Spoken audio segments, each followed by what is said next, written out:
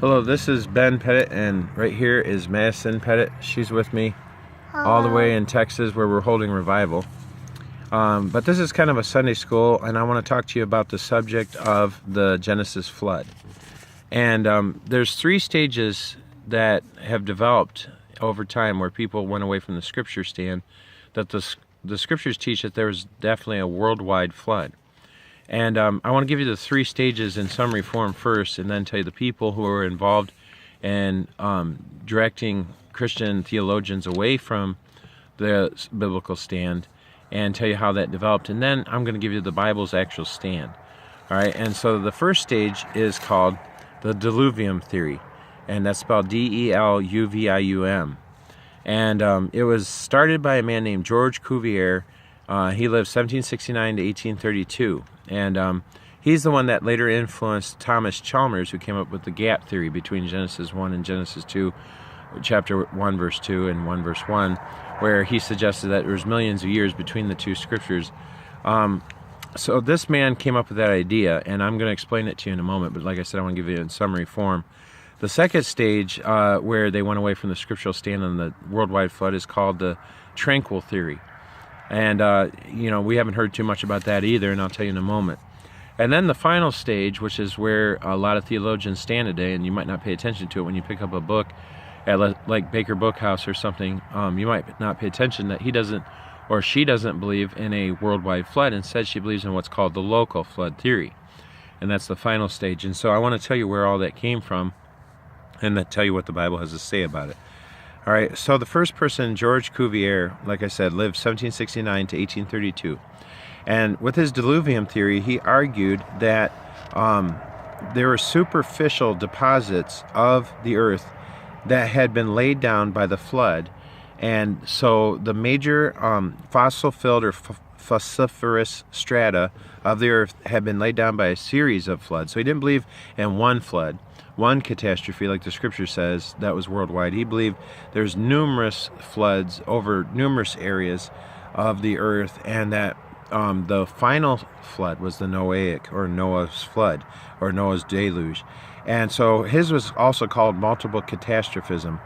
And so he didn't think that God could do a worldwide flood in one judgment. Instead, he believed there was numerous floods, and that, of course, was bending to evolution, that there's years and years and years, millions of years, to allow all those things. And Noah's is just this final stage flood, and it kind of looks like it caused things, but they believe there's a lack of evidence. So that's where they're heading.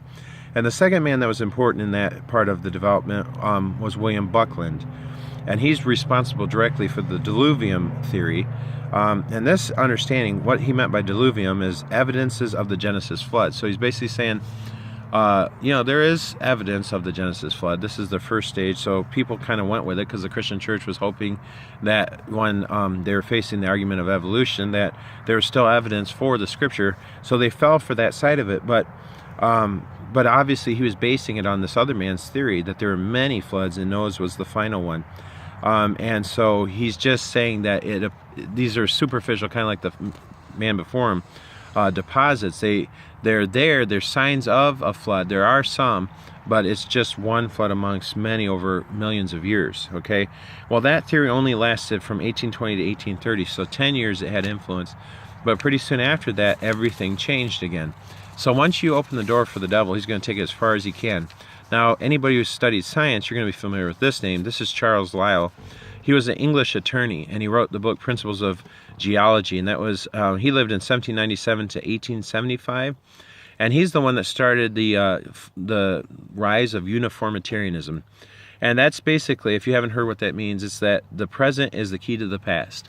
So they take a look at current day findings in science, and they say whatever's happening today is what always happened. Well, we know that's not true because before the flood, there's a great difference. Before the fall of Adam and Eve in the garden, there's a great difference. Scripture says that death entered by man's sin. So you can see that things weren't always the same. But this is what it assumes. This major theory is that everything is as it is, and as it's always going to be. It's going to be the same. And so you could see this predicted in 2 Peter chapter 3, where it says that they're going to think like that in the end day, and they're going to be called scoffers. Well, Charles Lyell, he's famous for influencing Charles Darwin. So he's the one that came up with the Darwinian theory, and he's responsible for influencing him. Well, underneath his work was the work of James Hutton. He wrote from 1726 to 1797. He's the one that basically took a look at the Earth, and he said that the Earth is much older than everybody thinks it was up to that point. And all theologians and scientists believe that the Earth was 6,000 years old about to that period of time. And then, things changed with James Hutton. So anyways, well, Charles Lyell was much more radical in his position against catastrophism. He didn't believe that anything could happen in a quick judgment that fast. And so this is his words. He was very angry against sudden and stupendous catastrophes, and he didn't think they needed to be there to explain geology. And he was also influenced by William Strata Smith, and they call him William Strata because he's the one that came up with the different strata of the Earth, thinking those are ages when you look at the sand. In 1769 to 1839 he lived, and he believed that the strata was dated by the fossils. Well, we all know today, anybody who studied this, that this is circular reasoning, because they say, how old is the layer that the ground is, that the fossils found in? And they say, well, you only know by the fossils that are in it. And so then you look up and you say, well, how old are the fossils? And they'll say, well, you only know by the strata they're found in. Well, that's circular reasoning. So, obviously it doesn't work. But anyway, these were the men responsible for that. Lyell had an utter abhorrence for anything suggestive of sudden catastrophes. And so he didn't believe that God was a God who's crisis-oriented, much like the church today that's struggling to believe that God could transform a heart in a moment. So they're no longer preaching justification and entire sanctification as two works of grace. They're starting to stress everything as process, and this is exactly the spirit of the age that came over the church at this time as well. So they're responsible for the second theory, which is the tranquil theory. And by 1830 and through the 1830s up till 1839, we're going to find that's our key date for the third stage, people held to the tranquil theory. Well, what was it? It was instead that the flood was universal, okay? But it didn't leave any deposits whatsoever. So the flood, may or may not have been universal, but it left no evidence. So now all of a sudden, instead of saying, yeah, there were deposits, at least they seemed like evidences of flood, now they're saying there's no evidence of a worldwide flood whatsoever. And another man who is responsible for this is Carolus Linnaeus, and we've heard of him. He was a Swedish botanist, and he first advocated this position, and then the Scottish minister John Fleming popularized it by bringing it to the attention of Britain. And so this was uniformitarianism's first victory because it was able to divorce geology from Genesis. So now people today are popularly saying that, according to the remnant of this kind of thinking, that Genesis wasn't written to be scientific. Instead, it was written just to be a base story, and it might even be poetic, and it really has no historical reality or value at all, and that's just not true. Well, the tranquil theory is that the flood was so gentle on this earth and subtle, and it kind of just rose and it went away in a sense that it left no evidence. So that's why it's called tranquil. The waters were so gently coming upon this earth that you can't really even call it a catastrophe. Well, that's baloney, and we'll see that in a minute. But this is second stage is what led finally to where they just abandoned the whole idea in total.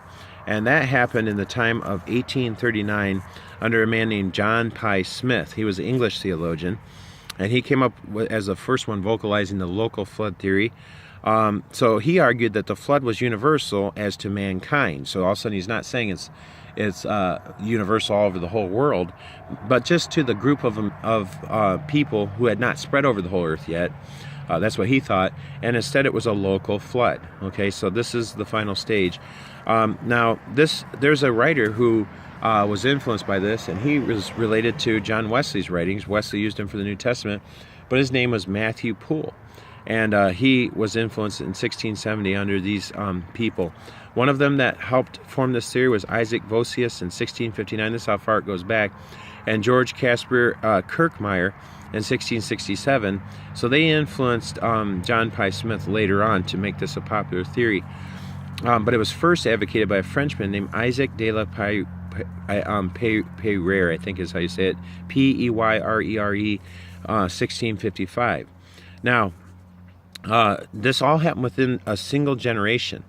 All this, as I just showed to you, happened within a single generation, where geologists had led the church to change its views on the flood 3 times, just in one generation. Charles Lyell's first blast of the Uniformitarian trumpet was sounded as early as 1830, and I want you to catch that, because that's the exact period, 1835, when Phoebe Palmer of the Holiness Movement was sanctified holy. So the devil is using this as a countermeasure worldwide to cripple theology and to lead people away from the scriptural stand. So now I want to give you the biblical argument that actually stands against the 3 stages, the diluvium theory, the tranquil theory, and the local flood. If you look at Genesis 8 verse 3, I'm going to give you 4 scriptures, all right? It says, and the waters were going and returning from off the earth. So they were tidal waves during this flood. There's no way that wasn't going to pick up soil and put it back, okay, in a very horrible way. The world was being destroyed, and that's what the scripture says. In Genesis 8:5, it says that they were going and decreasing. So that's a proper literal translation of the Hebrew text. In Genesis 6:13 is another verse I want you to look at. It says, I will destroy them with the earth. That means the earth was destroyed too, not just the human beings. So it's directly against the local flood theory. The scripture says the earth was destroyed in the Old Testament. Now let's see what the New Testament says about it. In 2 Peter 3:6, it says the world that then was being overflowed with water perished. So the world perished. The world was destroyed. When you look at this earth and you see beautiful signs in nature, and you're like, wow, that's so beautiful. Do you realize that's destruction? That's a remnant of the flood. I mean, I don't know why these people were thinking there was no sign of the flood. It's everywhere. It's universal. I mean, they find clams in a closed position on the highest mountain range in the world. First of all, that means they instantly died, because when they die, everybody knows clams open their mouths. But instead, they're on, and by the way, clams don't have legs, so how did they get to the top of a mountain? Well, obviously the mountains were pushed up later, and they weren't there, and this is all proof of a worldwide flood. All right, so Genesis 7:18, and I want to end on this, verse 19 and verse 24. Listen to the literal reading of these. The flood grew mightily upon the earth, that's what it says, okay, and prevailed upon the earth 150 days. So it wasn't just 40 days. It rained 40 days and 40 nights, but the flood waters were over the earth for 150 days, okay, and covered all the high mountains which are under all the heavens. So we have the fountains of the great deep breaking open. You can tell that's going to cause huge volcanoes. It's going to cause destruction of the earth's surface majorly, and this covered all the highest mountains, even to a certain amount of feet, well over 20 feet. We're talking about 20 feet over mountain ranges. So this is crazy. All right, and Genesis 7:18-20 says that the water is mighty. That's a Hebrew word gabhar, which is enhanced by the reference in that same verse to meod, meod, which is the word exceedingly, and that appears in verse 18 once, and then it also appears a second time as an adverb, which is the Hebrew superlative. So it's being used to put a double emphasis on this fact in verse 19. So it not only was the water mighty, but it exceedingly, this is what the scripture is saying, floods the earth. And so the world was destroyed. After the influence of these 3 theories, one individual who believed in the local flood went over to Palestine area and to that whole area, and he found some signs in Ur of a flood. And when they looked at it, he thought it was because he's trying to find evidence of a local flood. But when he found it, he found a flood, and with that he found 8 feet of clay as a sign of just a local flood that was obviously not Noah's flood. Okay, the dates don't match up. And later on, the scoffers disproved his theory that he weakened it down to, but he was hoping he found evidence of this local flood. Well, if a little local flood that wasn't even citywide caused 8 feet of clay to move, what do you think happened to the whole world and Earth's surface underneath this massive worldwide flood? I mean, you could see that they're really changing the scripture, and you could see what scoffers have done, and now you know where it all came from. And so I wanted you to hear these things so you can make your decision. I hope to stay with the literal reading of the scripture and the biblical Hebrew and the text itself in Genesis, and realize it is a historical account. The final thing I want to share with you is when we were at seminary, Wesley Biblical Seminary, our professor was teaching us on the Pentateuch. And he's actually a younger professor. He's under my age. He's about 2 or 3 years younger than me. But he stood in front of the class and he made a brilliant statement. And I think it was really awesome to hear him say it. He said, I've been studying Genesis, for years now. As a young man, he's really, really, really advanced in his studies. He's the Hebrew teacher there, and on it goes. And he's done archaeological digs. But anyway, as he was sharing, he said, I want you to understand that I believe the more and the more I study the Genesis 1 to 11, the more I believe that it is a scientific account. And I just had to pause him. I said, could you please repeat that? Because that's so contrary to everything I've heard. I've been in debates online and with pretty much people who don't believe the scripture, probably people who are basically sinners and away from God. And they were trying to say, presume that I was taught in a Bible college my whole life, and so therefore I must just believe creationism because of that.